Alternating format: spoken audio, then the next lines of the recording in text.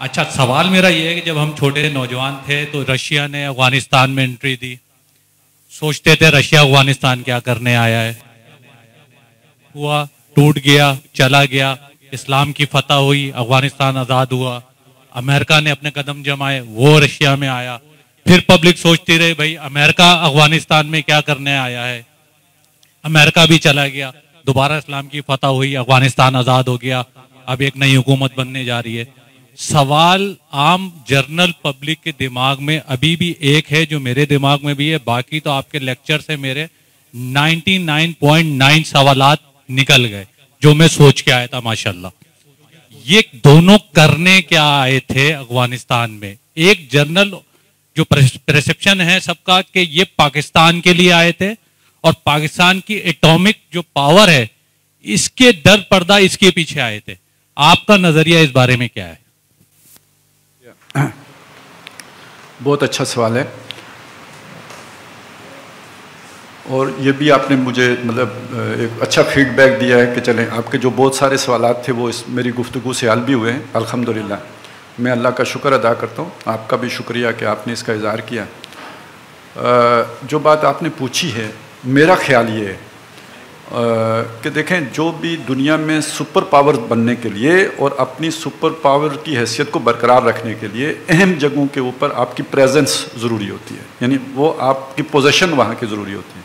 Strategically آپ جب دیکھیں گے تو دنیا کے روٹس، تجارتی روٹس ہوں یا یہ کہ جو بھی آپ نے معدنیات کی نقل و حمل کرنی ہے، پیٹرولیم کی نقل و حمل کرنی ہے، تو اس کے روٹس آپ کے خطرے سے یا کسی بھی تھریٹ سے پاک اور آزاد ہونے چاہیے۔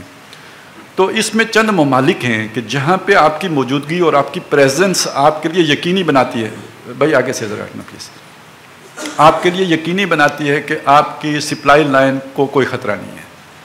تو ان میں عرب ممالک بھی ہیں شامل، یہ جو ابھی آپ کا یہ سی پیک روٹ ہے جی، تو یہ مطلب یہ چیزیں ہوتی ہیں آپ کو عالمی طاقت کی حیثیت سے برقرار رکھنے کے لیے ضروری۔ آپ ایک چھوٹے نقشے پہ دیکھیں نا، تو جب نبی صلی اللہ علیہ وسلم کی بعثت ہوئی ہے تو جو اس وقت ایسٹ ویسٹ ٹریڈ تھی وہ قریش کے پاس تھی، یعنی جتنا سامان ویسٹ سے آئے گا وہ شام میں اترے گا، یہ نہر سویز تو تھی نہیں تو شام میں اترے گا، وہاں سے خشکی کے راستے وہ یمن آئے گا اور یمن سے وہ ایسٹ میں جائے گا اور ایسٹ سے جو آئے گا وہ خشکی کے راستے شام جائے گا اور وہاں سے ویسٹ کو جائے گا۔ اس پہ مونوپلی قریش کی تھی، اور یہ مونوپلی طاقت کے بل پر نہیں تھی، یہ مذہبی ایکسپلائٹیشن کی بنیاد پر تھی۔ خانہ کعبہ ہے، وہاں 360 بت ہیں، وہ کس کے ہیں؟ وہ یہ جتنے قبائل آباد ہیں نا ان کے خدا ہیں، وہ وہاں رکھے ہوئے ہیں، ان خداؤں کے خدمتگار قریش ہیں، بدلے میں ان کا قافلہ موو کرتا ہے تو اس کی آؤ بھگت ہوتی ہے، اسے کوئی لوٹتا نہیں ہے۔ باقی میں اور آپ تجارت کی کوشش کریں گے تو بتہ مانگیں گے، 10 باتیں ہوں گی، لیکن وہ پیروں کا قافلہ ہے اسے کوئی کچھ نہیں کہتا ہے، خداموں کا قافلہ اسے کوئی کچھ نہیں کہتا، لہذا ان کی مونوپلی ہے۔ تو وہ سارے روٹس ان کے لیے کلیئر ہیں۔ مدینے میں جب حضور صلی اللہ علیہ وسلم آ گئے تو وہ روٹ خطرے میں چلے گئے، ٹھیک ہے۔ اسی طرح یہ سارے روٹ کلیئر رکھنا یہ سپر پاور کی ضرورت ہوتی ہے۔ روس کا آگے بڑھنے کا مقصد یہ تھا کہ وہ امریکہ کا اثر و رسوخ ختم کر دے گا اس علاقے پہ اپنا وہ تسلط جما کر، اور امریکہ کی ضرورت تھی کہ وہ تسلط نہ جما سکے، ٹھیک ہے، اس لیے وہ پراکسی ان کی اس میں ہم استعمال ہو گئے۔ یہی معاملہ امریکہ کا تھا، کنٹینمنٹ آف چائنا۔ اگر آپ کو یاد ہو تو 90s میں وہ جو رابن رافیل تھی وہ ایک ایجنڈا لے کے آئی تھی کہ کشمیر کو خود مختار بنا دیا جائے۔ یہ کشمیر کو خود مختار بننے کا مطلب ہے کہ امریکہ نے آ کے وہاں بیٹھنا تھا، اور اس نے پھر یہ سارا جو ہے نا وہ کرنا، وہ نہیں ہو سکا۔ کہتے یہ ہیں کہ انڈیا اور پاکستان نے مل کے جوائنٹلی امریکہ کا یہ منصوبہ ناکام ہے۔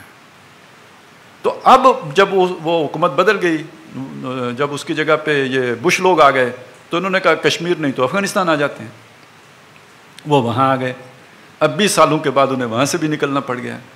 میرے حساب میں امریکہ اس وقت زخمی کتا کہیں یا شیر کہیں اس کیفیت میں ہے۔